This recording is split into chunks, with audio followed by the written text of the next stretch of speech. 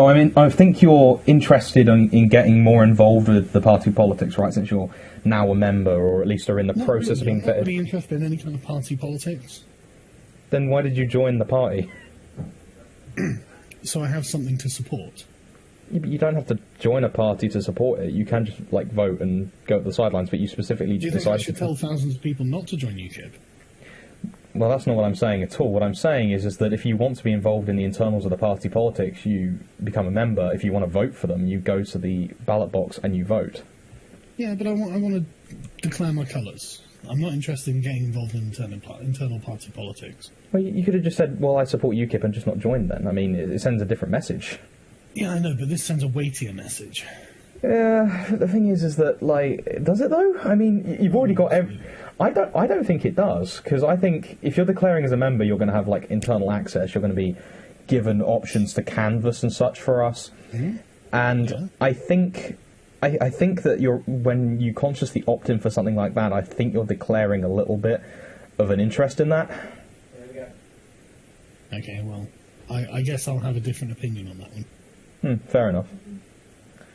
So I'm not really interested in the internal politics, but I am interested in being able to say, no, I'm a member of UKIP, and therefore, as in, when I'm arguing with an SJW or a lefty or a socialist or something like that. I mean, they're all members of Labour. Why the fuck wouldn't we become members of a different party?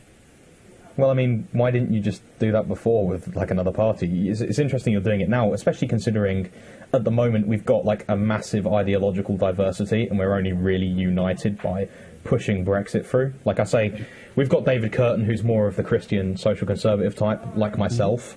You've got other members who are kind of very libertarian, almost bordering on anarcho-capitalist. You've even got some social democrats around, and you have Nigel from the more libertarian end. I mean, obviously he's now left. He had a very strong influence on people. But the thing is that if you're going to be joining the party for a specific political message, and we're specifically kind of targeting, for single issues, and we're trying to unite everybody of varying economic and social perspectives under one banner for a couple of things, I think it's kind of not a very powerful or like advocatable position to have in a debate, because if you've got just a couple of surface issues that unite you, you don't really have a worldview that you can really get people with, I don't think. And I don't think that associating yourself with a group like that, you see my concern here. I think I'm making myself clear, right? I think you not really. I think what you're doing is trying to gatekeep for your own ideological interests rather than the actual points of policy that really matter. Gatekeeper! Well, if I did that, then why wouldn't I be discouraging other members of the party from joining? Well, it sounds like you are trying to discourage people from joining. Well, yes, if they're going to cause problems, but I'm not doing it ideologically. Oh, okay. What problems am I going to cause? Well, I mean, I've been to your meetups, I've talked to you before, and I've seen the sorts of people that are there, and I don't think they're particularly serious. I think they're very serious. Oh, very serious. Well, I have to disagree, having seen them myself. I think this is another point we're going to have to agree to disagree on. I think you think that they're not interested in changing things. I don't doubt that they're not. I don't doubt that they're interested in changing things. I just think that, say, Tommy Robinson's lot are a lot more invested in that, and that's exactly what we need. We need committed canvassers. We need committed speakers. And I think if we're going to have a kind of, I get the impression that a lot of the people who showed up to the Oozaloo meetup, because I was there, were kind of half-arsing it, and that's not what we want. We want people who will obviously promote our party as much as they can.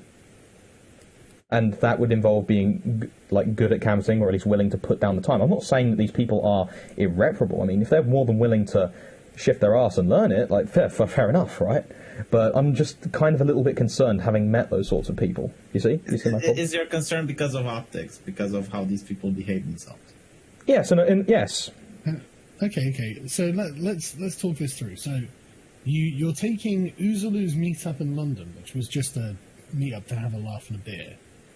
That's not serious political activism. I'm not denying it is, but it isn't. Not. I agree with you, it's not. But it attracts a certain crowd of people, and you can sense what these sorts of people are through interacting with them. Like you can. Like, that's getting to know some people, and I talked to a lot of people there, and I got a lot of impressions that I don't think I was too keen on. I don't think that they would be beneficial.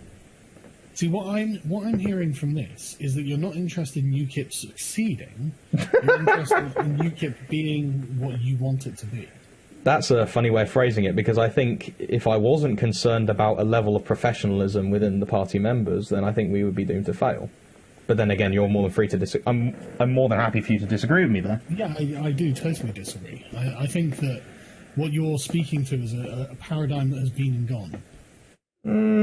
I mean, I don't know. Like, you want to be able to play with the media. I mean, let's have a look at the voting blocks, for example. Only about 20 to 25% of the youth actually voted in Brexit, whereas we had about, I think it was 80% of older people. Now, you know for a fact that older people prefer a level of professionalism. I don't think that the Kekistan meme, like, is really going to appeal to, like, people who are collecting their pensions, frankly. Yeah, but we've already got their vote. I don't think we. I mean, yes, on the actual Brexit thing, yes. But the thing is we are talking about a political party here, and we have to evolve beyond purely Brexit, because that's going to be solved in 5 years, and that's exactly why we need more professionalism within the members that we're getting. I don't necessarily agree that what you call professionalism is beneficial to your party. There are lots of people who are very politically engaged, but not with you. Yeah, I don't doubt that, but the thing is that I still think... I disagree with you. I don't doubt that, but what I'm saying is that specifically within our party, if we want to be presenting messages to people on doorsteps, and if we're presenting messages that are frankly unprofessional, then why would they vote for us? They think we're amateurs. No one wants an amateur running their country. Paradigm politics to me. I mean, do you not think that I reach more people than you will on a doorstep? Well, the thing is that your audience is mostly worldwide. I think only like 20% of your audience is in this country, and most of them are young people who are proven to have a lower voting, like they vote less than older people. My young people don't vote less. Do you know what's Do you have any sort of proof for that? Young people, unlike old people, they have a lot more time, and they will post on social media. They will share memes. They will have a bigger outreach and more involvement than an old lady with a pension who still has a vote. Don't get me wrong. Yeah, but who are they sharing them with? They're not sharing them with old people. They're sharing them with other young people. Yeah, you're right. Exactly. Young people and their family members. Exactly, and that's. But the thing is we want to win elections, and we're not going to win elections on a group of people who aren't going to vote that much. Well, they are going to vote. The idea that you think that my politically engaged audience don't vote is hilarious. I'm not saying that at all, actually. I'm saying... What you're doing is extrapolating overall numbers from young people and then suggesting that directly applies to a specific... I'm not saying you're... Sargon. You know for a fact that your audience doesn't encompass all UK youth, and in fact I can say for certain that it's more than a... It's like, what, maybe 3% at most. Now, that's off the top of my head. Don't quote me on that. Now, I don't doubt that, like, 3% of your audience does vote. I don't doubt that. However, we want to expand to more than that. We need a much higher rate, and we need it equally spread across, of course, constituencies. And a lot of these constituencies have variance in the youth populations. A lot of them, obviously, change in age. So, I mean... Well, to take Mari's side on this, I kind of understand what he means. I remember when the Uzulu meetup, we were going to a bar, and there were people yelling like "Free Kekistan" at cars. Which when you showed up, drunk and going to a bar. Dude, when you got the thing is, right. The thing that I find really funny about this is that I don't think you're going to find much support for not accepting support. I don't think you're going to find that. I think that this is. But that's the thing. I don't think you're understanding my perspective. What I'm saying is that yeah, fine, do it by the sidelines. Of course, like we want people to promote us in the media. However, if we're going to have actual front and centre members, we're going to expect a level of decorum from them. And I think you're kind of crazy if you think that's an unreasonable proposition. All I'm asking is that we consider that there are more people in this country than people between the ages of 15 and 30. Okay, but I mean, what's the age demographic of my audience? Well, yours, for the most part, seems to be late teens, early to mid-20s. I mean, that's wrong. just Completely wrong. Well, the thing is, I've got the demographics of my audience. I know what they are. But then what are they? The average age is 30. Okay. But the thing is that's still rather young, because... Well, Morris, let's look at the numbers. You got an influx of over 10,000 members in the first 12 hours since Sargon and Count Dankula announced their membership. Yes, but but numbers don't, like... You should know this from history. Like, pure and raw numbers don't really necessarily mean anything unless they have a quality of their own, you know? Yeah, but the thing is, like, these people not only vouch their support, but also pay £30, 30 quid to get it. So 20 quid for under 22. £30 actually. It's 20 for under 22s and for veterans. Okay, but for my audience, it's £30. Yeah, but the thing is average. You should know this, Sargon. Like, averages aren't the entire lot, so a lot of them will be paying 20 quid, and I'm sure that a lot of them. Are you arguing over 20 quid now? Like, are you guys so on this? Right, the overwhelming bulk of my audience is between 24 and 44, with the average being around 30. Right? Yes. That's the vast majority of my subscribers. Yes, and there are ones that are under that as well, aren't there? That's my point.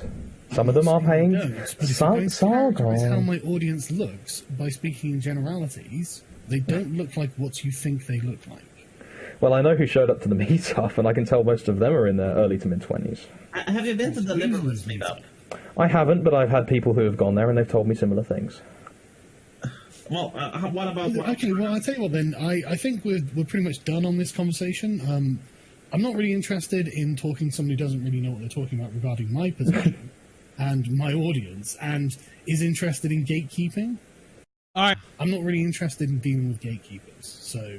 Well, I mean... One question, one last question. Are you upset about classical liberalist position that Sargon has? Like, no, I have no problem with the actual ideas. What I have a problem with, I mean, I disagree with them. Yeah, I mean, of course I do. I disagree with a lot of people in my party, but I support them nonetheless. Yes, I do, obviously do. I mean, you've gone and looked at my content, I'm sure. So you know that I disagree with a lot of that stuff. However, we are uniting behind certain things, and I know that Sargon can do that. I mean, he's done that for 4 years. I mean, I wouldn't take that away from you. I know that you have done a lot for our cause, but, and this is my concern, and this is the concern I made clear on Twitter, and this is the concern I made clear on V's stream, that I don't think that the members we will be receiving will necessarily have the same decorum of other groups. For instance, I think Tommy Robinson's groups would do a really good job. They strike me as very serious. They strike me as mature, and that is exactly what a lot of the people we want. Obviously, not the firm types, but the actual serious people who will showed up to say the speaker's corner thing that he did the first time. Those people struck me as very serious and the sorts of people we'd want presenting our ideas, with the exception, of course, of the firm types. Now, like I say, the impression I've got from experience is that, like, I'm not getting the same vibe off of your audience, and I do believe that they can change. I'm not saying that you can't. What I am saying, however, is that needs to be taken into consideration. I'm not saying anything of that sort. Like, what exactly would you want Sargon to do so you would be happy? I'm just curious, hypothetically. Well, I'd need things to be more. I'd need to see more seriousness, because I don't see that much seriousness. Like I say, I think that to a lot of people this is a game. A lot of the people, I think this is just a fucking game for a lot of people, and this really isn't. Like, example, like what exactly? You know, other than the Kekistani thing, like what do you think Sargon did that makes you think he's joking around and he's? Well, I mean, I'm not seeing. I suppose I could say. I mean, I used to watch Sargon quite a lot, and while some of the stuff is in depth, I don't think it really is like so in depth. I think it'd be nice to see a bit more in depth, like discussion. More in depth stuff than me. What? Who's doing more in depth stuff than me? I am. Okay, but could you give an example of something Sargon did? Okay. For example, like you mentioned a lot about John Locke, for example. Now, really? Well, I mean, you've talked a lot about that being the underlying principle behind liberalism, right? Because it is. Sure, yeah. But I mean, But the thing is you haven't really done much of an investigation of the book itself, and I think if your audience understood because he never read it. I also think another thing that would be good is if you directed your people towards people who would improve those optics. So, for instance, people who would help these people become more presentable at doorstops. You know, public speaking types. You know, that would be a nice thing to see. Who would be an example of great speaking? I mean, there's Thomas Frank. There's all sorts of people like that. There's all sorts of like personal improvement people. Like there's How to Win Friends and Influence People. That's a really good book that everyone should read. That's one book that I think you should direct your audience towards because it's fantastic and it really helps for campaigning. Having canvassed myself, because I've noticed the difference between like using the principles and not using them when I was canvassing for the Conservative Party. think I kind of understand your point. You're worried that Sargon's audience, the one that you perceive, and honestly, if you perceive the people at the usual meetup, I have to say I disagree with you, but okay. You're worried that they would scare your core audience away. Yeah, but also in addition to that, and this is something I haven't mentioned yet, I think you guys may not be aware of it, but I certainly saw this in V's comment section. I see a level of ideological conformity. Now, that isn't necessarily a bad thing in itself. The problem is when you have a flow of people coming in, like you say, 10,000 new members in 12 hours, you can knock the party off balance and turn it into something that it once wasn't. And that's the last thing we want. We want an actual controlled ideological shift. If we shift ideologies at all, we want it to be controlled, and we don't want it to be done through what basically seems to be brigading from our end. I don't know about ideological conformity. I mean, I got on-caps, I mean, look in the group you've been invited, right? You got Academic Agent, which is borderline ANCAP. You got yourself, which is a Christ fag. Then you got Sarah, which is a yeah, but I'm not talking about the higher echelons. The higher echelons always deviate. But the thing is that on the ground it seems to be very different. Like the unanimous opposition to my criticism of porn I found rather interesting. I mean, you're a party that wants to lead over Britain. You want to govern. And if you want to govern over Britain, you're going to have to govern over every single British. Even white knights for this guy in private conversations. Different ideologies. You're going to have to somehow please the old people and the young people. You can't just, okay, we're going to, these are our core members, and we're not going to branch but out. you do, yeah, but V, you do need like a level of unity within the party to begin with in order to actually achieve that. Surely you would have the unity along the goals of the party. Well, the thing is that, I mean, I suppose to an extent, but the problem is that there are already there are going to be disagreements, and if we don't have a level of understanding, and I think this may interrupt that, I think that can cause serious problems. I mean, especially considering in future we're necessarily going to have to move more towards a ideologically, relatively stable position, because we don't have the issue of Brexit uniting us anymore. We're going to have to become a civic nationalist party, and we're going to need to decide on economic models and stuff like that, and we can't have that if the balance of the part, we're going to need this sooner rather than later, and we can't have that if there's constantly the balance being... The way I understand politics, from my nation at least, you usually have a vote, and members of that party support a person with a program, and that's going to be the program that the rest of the party falls in line with. Yes, but the problem is that this is the problem, because you guys weren't in the party to see when Bolton left, because we did a similar thing and we lost a lot of people because of ideological differences, and that obviously weakens the party. Like, for instance, one of my good friends who actually worked for the executive committee with me, he was secretary, he left over the Bolton thing. And we've lost a lot of different city councils. I think we lost Ashford and Maidstone. No, it's just Ashford, actually. And we lost Dover, I think, as well. Now, if we have ideological, stupid fucking little games over ideology, or a very, very strong shift in the ideology of the party very quickly, we risk more people, splintering off, and that isn't a good thing. But honestly, I don't see Sargon being that different from what UKIP wanted. He always supported UKIP on his channel.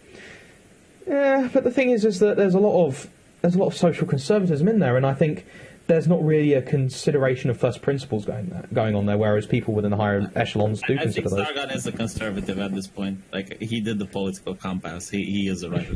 Yeah, I'm not, though. I'm still centre-left, but either way, it doesn't really matter. What matters are the centre-left. Wow. Yeah, but the thing is that they're not common. That's my problem. Holy shit. We have... Well, I mean... It's a lot more common than you think. I don't know. I mean... Give a principle that you think you and Sargon disagree with. Well, I think Sargon has gone out of his way to attack the idea of identity, and I think being a nationalist part... Well, that's not true at all. I've never attacked the idea of identity. Well, I think you have, because you constantly talk about identity politics and stuff, and what is UKIP beyond a party for the British identity? We're a civic nationalist party. Now, we aren't obviously ethno-nationalists. I'm going to stop you here, because you're wrong. You're just wrong. I'm against... What UKIP is a political party, and the identity of Britishness isn't I mean, that's not a racial identity. I'm not saying it is. No, okay, I know you're not, right? But I'm not against the idea of identity. Identity is obviously very interesting. I'm against the idea of politicizing those identities where it's just not appropriate, which is almost everywhere. Well, I mean, what is a nationalist party if not like for British people? I mean, I think You're not going to start penalising people for not being British enough, are you? no, but we're not talking from a Then actual you're not perspective playing of identity ethnicity. politics. It's okay to promote an identity. But that's the problem, Sargon. No, Like, we but disagree on what the Sargon identity is. If you look at several of his live streams, he actually talks about the culture of imperialism, where you promote British identity. Cultural imperialism. Cultural imperialism, and you promote British identity over everything else. What he is against is identity politics, which means that if you're born black, you have this identity you need to follow. Dude. You're not allowed to step out of line. Like, look, fair enough. I've been watching Sargon since Gamergate, so I think I have a pretty decent idea, although I have dropped off recently. And it seems that you're missing the important stuff, because I'm not against the You idea suck of now, identity. Sargon. But the thing is that you're arguing for an identity which isn't really set in stone. I mean, we necessarily have to have, like, some ideology which is set in stone. I don't believe that the principles that you're upholding are necessarily set in stone. I don't think you know anything about my political positions, then. Well, I mean, what is actually rooting your ideology to the ground? Because as far as I've seen, at least from the way you've been talking to, say, Michelle Catlin, I don't see much of a derivation point for any of this sort of stuff. I mean, I don't really... I'm surprised that you need to ask. I mean... Well, we need a commonality. I'm just arguing for English classical liberalism. Yeah, but the thing is that, like, where are you getting the classical liberalism from? Because that's ultimately what matters when it comes to interacting with people. It's amazing. Like, okay, well, I guess I would begin with Hobbes, with the conception of the state. You'd go through Locke, a tad of Rousseau, although I find Rousseau a bit continental for my liking. Yeah, but where that's not relevant. That's not what I'm saying. Like, I understand the writers, but where are they getting their ideas from? Just the axioms I'm basing it on, or what? Yeah, like, what axioms are you basing it on? Because I know... Okay, yeah, I think that the Next we'll start talking about the allegory of the cave. Why? That's my question. That's what I'm talking about. Basic bitch. Well, you need a reason for having poli-sci. axioms. No, I have a reason, but, like... Okay, because that prevents civil rights violations. That's why. Yeah, but that's circular, because you're presupposing civil rights. Hold on. You want him to say because that? No, I don't. I'm not saying that at all. I'm asking for an alternative derivation point. Okay, yeah, the rights are a natural rights that are inherent within each person. But why are they inherent? That's what I'm asking you. Why? If you put them in alone on an island. What? If you put them They're in given alone to us on by an island. nature, by our creator. So you're theistic. That's interesting. No, I don't know who creates us. What? Did you just We are say? born with them. We can agree that we are. I agree, but it's obviously I believe that rights are innate to human beings, but Then what's the problem? Wow. because there's a difference in where we're getting it from, and that's what can cause problems. If you don't have a commonality in that, then you're going to come up with all sorts of weird with his conclusions. assessment, but you disagree with you're not satisfied with how he reached that conclusion. Yeah, because that can lead to other problems like further down the line. Like, think of... Let me I guess we should call the whole thing off. So if we can't, if you think that we have the same thing for a different reason that I think we have the same thing, then what possible concordance can there be here? Is what you're saying, right? Well, I'm saying, yes, we have agreement on the surface level, but think of ideas like a tree. Now, trees have leaves and branches Yeah, and... I know. Just, Okay. Now, if you change the root of that, then you're going to get a different tree. You might get similar properties in the wood or similar colour in the leaves, but the thing is that it will still be fundamentally different, and if we don't have a level of commonality there that I think that UKIP is starting to develop, then we're going to cause some right, problems. this is for you and your ideology. Hold on, I can argue this very well, right? If you have a man and you place him on an island away from society, he's going to have certain benefits, right? He's going to be able to express his mind, so he's going to have free speech. He's going to have the right to live. No one is going to harm him there. He's going to have the right of bodily integrity. He's going to have the right of free movement. So we can assume that this is the natural state of man. These are the rights that men are born with. And only if you have a society and they form like a tyrannical government can they impose themselves on the rights of the person. He sounds more learned than Sargon. I'm just going to be flat out honest with you. Well, I mean, then in that case, if we were to take this example of a man on an island, he would have the right to murder because he can kill himself with no repercussions. So he's alone on the island. You can kill yourself with no repercussions. Well, yeah, he can, because who's going to punish him for it? You can't punish a dead person. Well, I think that's where we disagree.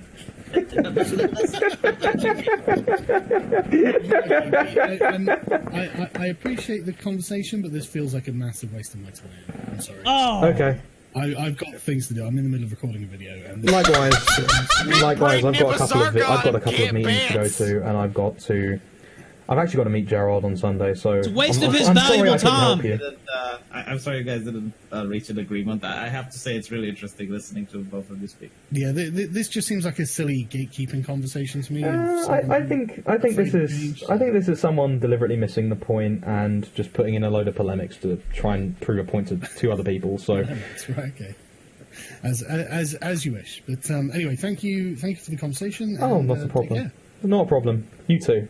Best of luck with your channel.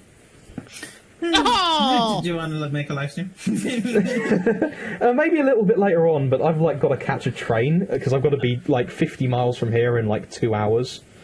Yeah, I know it's interesting to hear you speak, mate. I like speaking with religious people, even though I don't show it. I don't like. I mean, obviously you're free to disagree, and I'm more than happy for you to. So, the thing with me is that if I don't believe, I can't believe, right? It's about faith. Your choice. I'm not going to take that away from you. It's not really a choice. Your choice. You're going to hell. It's like me asking you to believe in Santa Claus, right? If you don't believe that Santa Claus is real, you can't choose to believe in him, right? Just like a religious person can't choose to stop believing in God because they believe it's real. So I don't know if it's a choice. Yeah, I mean that's fair enough. But anyway, I've got to catch this train, so I'll talk to you later on. I hope Sargon won't get kicked out of YouTube. Oh, don't worry. It's I don't think he will. I'm not actually entirely sure, but I'm seeing debates up in the upper echelons, but some of the more powerful people have decided on it. So you know.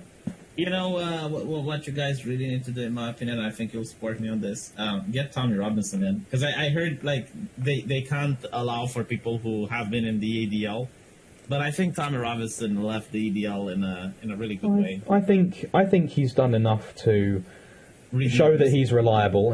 I honestly get the impression that he's coming from a place of genuineness, and I think that the party should accept him. Although obviously the more ethno-nationalist, I suppose to say it nicely, kind of types, they can kind of stay out of the party. I think. Yeah, the ethno-nationalists are so bizarre. It's like you